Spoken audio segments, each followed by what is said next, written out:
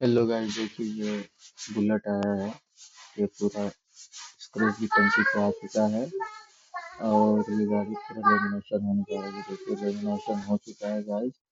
और ये देखिए ये इसमें मैट था गाइस और ये मेटेलिक में ये पूरा कन्वर्ट हो चुका है। ये देखिए इसमें कितना शाइनिंग आ चुका है गाइस।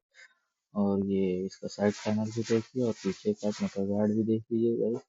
ये पूरा हम लोग गाड़ी खोल के करते गाइस। और आगे का भी देख लीजिए गाइस। ये देखिए ये पूरा और पूरा फिनिशिंग के साथ काम होता है गाइस। वीडियो अच्छा लगे तो लाइक शेयर सब्सक्राइब करना ना भूले। चैनल पे नए हो तो प्लीज लाइक जरूर करिएगा।